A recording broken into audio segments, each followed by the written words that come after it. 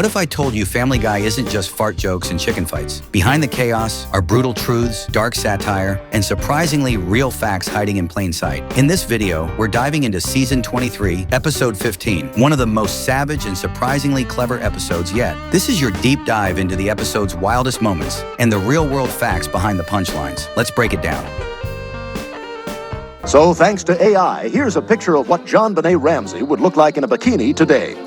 Wowza. AI just generated JonBenet Ramsey in a bikini. Why? This isn't just creepy, it's illegal in some countries. Here's the disturbing truth. AI can now recreate anyone, dead or alive, in any outfit, any pose. No permission needed. Shocking. Fact, in South Korea, deepfakes of celebrities got banned after a wave of fake nudes. But the US? Still a legal gray zone. Dark twist. Some AI companies profit from resurrecting tragic figures. True crime fans pay big for what-if pics. Experts warn, this tech could re-traumatize families and rewrite history. Should AI bring back the dead, or is this digital grave robbing? What's your cheapest morning after pill? It's called Plan C. Haha, nice. I get it. Let me get that gift wrapped. Ever heard of Plan C? In Family Guy, Brian walks into a pharmacy asking for the cheapest morning after pill. The pharmacist says, "It's called Plan C." And Brian, he jokes and says, "Nice, I get it." But here's what most people don't get. Plan B is the actual name of a real emergency contraceptive. It's used to prevent pregnancy after unprotected sex. But Plan C? That's not just a punchline. It's a real evolving term too.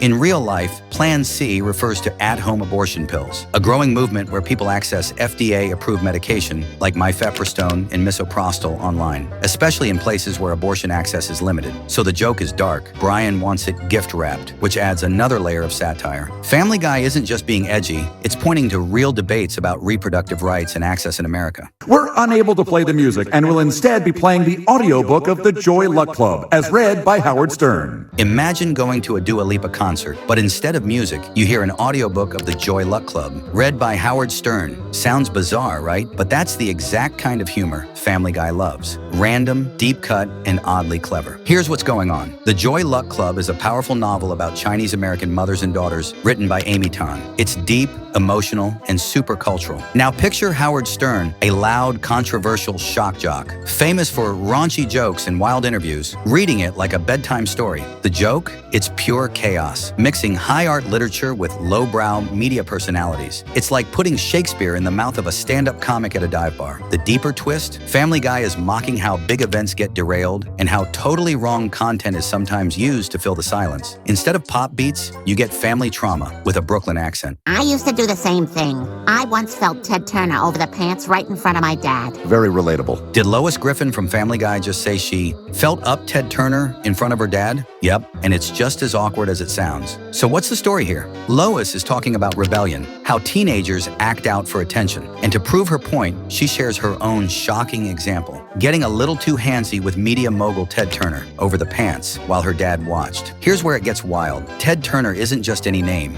He founded CNN, basically changed the way we watch news, and even owned the Atlanta Braves. But Family Guy being Family Guy, they toss in an over-the-top, uncomfortable reference to turn that rebellious moment into dark comedy. It's awkward, it's edgy, and it's exactly the kind of weird detail that makes the joke land. Every lonely incel in the country's applying to this thing. She'll never be chosen.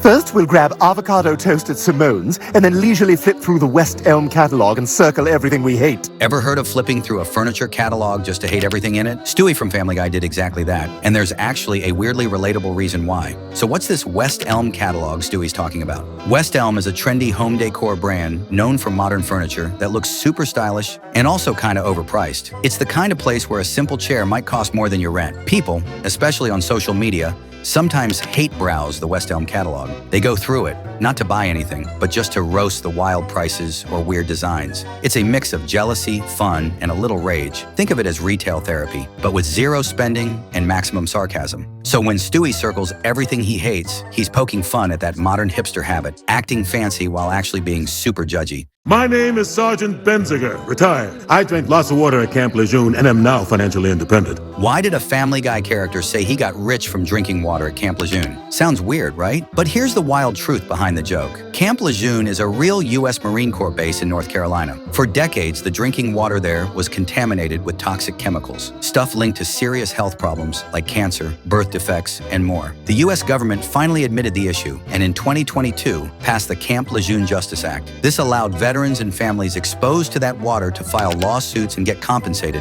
sometimes in the thousands or even millions. So when the sergeant in Family Guy says he's financially independent from drinking that water, it's a dark joke about real-life lawsuits tied to one of the biggest military health scandals in U.S. history. It's very important to have a cool thing to say the minute you set foot on Mars.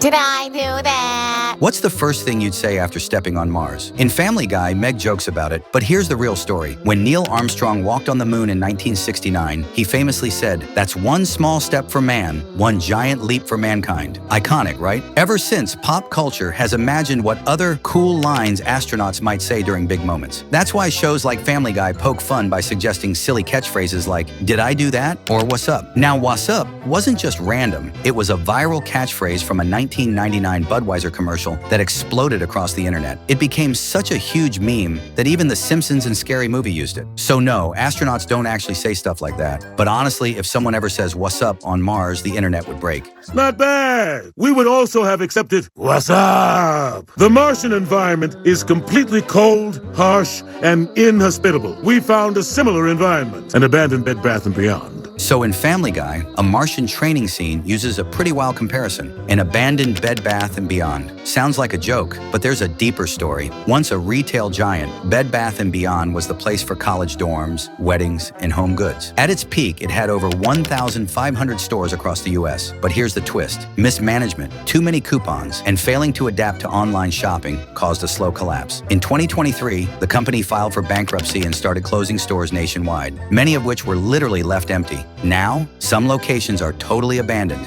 Empty shelves, dusty aisles. Yeah, it really does feel like Mars in there. Anyway, as long as we're here, feel free to just take whatever you want. I don't really want anything. That was kind of the whole problem. Learn to love again with Under the Tuscan Sun, featuring Diane Lane and Sandra Oh at the tippy top of her game. Ever heard of a movie turning heartbreak into a Mediterranean dream? That's exactly what Under the Tuscan Sun does, and it's not just a cheesy rom-com. Released in 2003, this film stars Diane Lane as a recently divorced writer who impulsively buys a villa in Italy. But here's what makes it stand out. It's actually based on a real memoir by Frances Mays, who did exactly that. She moved to Tuscany, fixed up an old house, and found joy again. It wasn't fiction. It was life therapy with olive trees. And fun fact, Sandra Oh played her best friend in this, way before Grey's Anatomy. Also, this movie kicked off a whole trend of solo travel healing stories. So next time someone books a one-way flight to Italy, blame this film. When life gives Divorcee Frances lemons, she's off to Italy to make a Tuscan villa lemonade. As long as the Throuple balcony is strong, the Throuple is strong.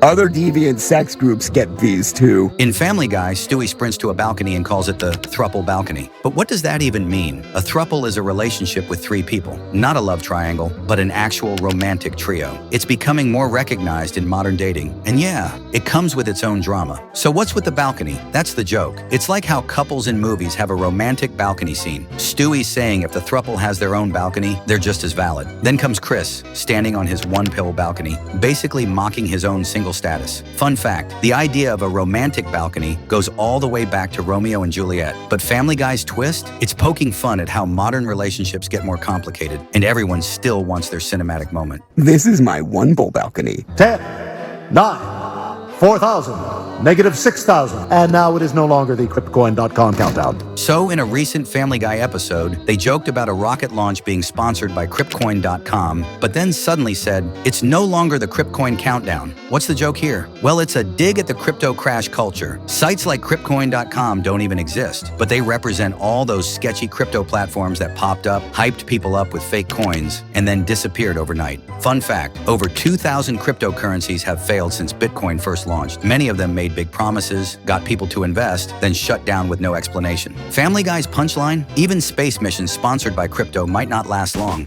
And there you have it, the wild, weird, and weirdly true layers hidden inside Family Guy. Season 23, Episode 15. Don't forget to subscribe for more episodes where comedy meets reality.